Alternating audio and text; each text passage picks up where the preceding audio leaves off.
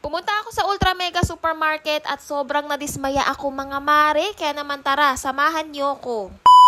At dahil nga may nakapagsabi na mura nga din daw dito sa Ultra Mega Supermarket, ay dali-dali talaga akong pumunta. Sobrang dami nyo nga mabibili dito, kaya nga challenge ko nga ang sarili ko ng 1,000 pesos. Kagaya nga sa Dali at O-Save, dito nga sa Ultra Mega, may mga sarili nga din silang brand na pwede nga nating mabili ng mas mura. Kagaya nga nitong brown sugar nila, 500 grams na yan, 34 pesos lang. Kaya naman, kumuha na nga ako ng isa. May sarili nga din sila ditong pansit canton at meron nga din itong sotanghon. At kumuha nga ako ng sotanghon na yan kasi nga pwede nga isahog yan sa sardinas. Meron din sila ditong sariling brand ng mga condiments. Ayan, paminta, asin, yan pwede nyo nga mabili ng mas mura. At sa sobrang laki nga dito mga mare, ay hindi mo nga alam kung ano ang uunahin mong puntahan kasi nga ang dami nga nilang nakadisplay na paninda. Pero syempre nga yung bibilhin lang namin ay yung kailangan lang namin sa bahay. Kagaya nga nitong sabon, kumuha kami nitong kala at itong kala bar sa halagang 24 pesos lang yan. Nakita ko nga itong stick o mga mare, kaya naman kumuha nga ako at ayan nga 69 pesos lang yan. O diba, mas mura nga siya compare natin sa mga ibang supermarket like hypermarket. Ayan, so sa pagtitingin ko nga mga mare ay napansin ko nga na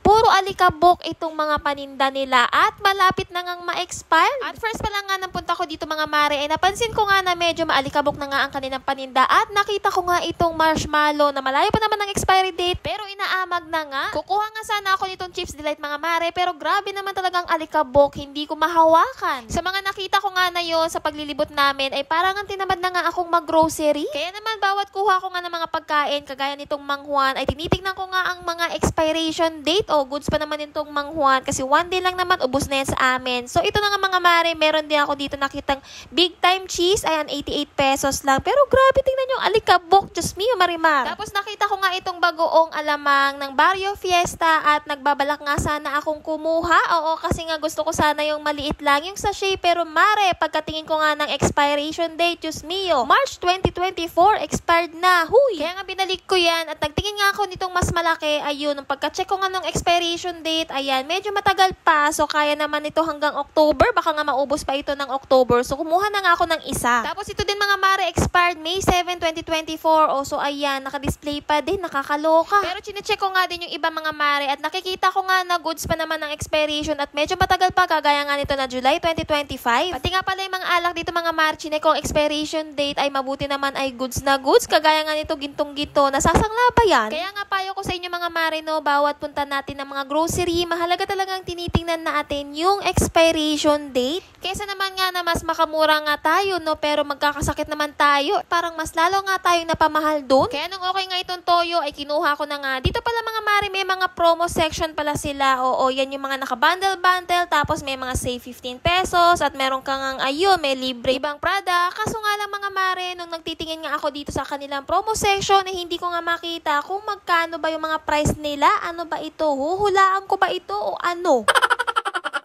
Medyo okay din naman mamili dito mga mare. Yun nga lang, kailangan mo talagang tingnan maigi, no? Ang pinagtataka ko nga lang, ang dami-dami naman nila ditong staff. Pero bakit hindi nila chinecheck isa-isa yung mga pagkain? Sa nga din pala na ayaw ko dito mga mare kasi nga ayun nga, sobrang alikabok as in. So ayun na nga mga mare, hindi na nga nadagdagan itong napamili ko at hindi ko sure na aabot ito ng 1,000. Feeling ko wala kasi nga nawala na nga ako ng gana. Hindi ko sinisiraan ng Ultra Mega, ang akin lang nagsasabi lamang ako ng totoo mga mare. So sino ba naman 'di ba ang matuto kapag nga ganun ang makita mo? 454 pesos lang ang napamili ko at ayan nga, umalis na kami kasi nga sobrang init din dito mga mare. Kawawa yung mga staff, talagang paypay sila ng paypay. Ayun na nga mga mare, pumasok ako dito fresh, lumabas na haggard. Huy, ano ba? And ayun nga, hindi na ako babalik dito. So yun nga lang, bye-bye!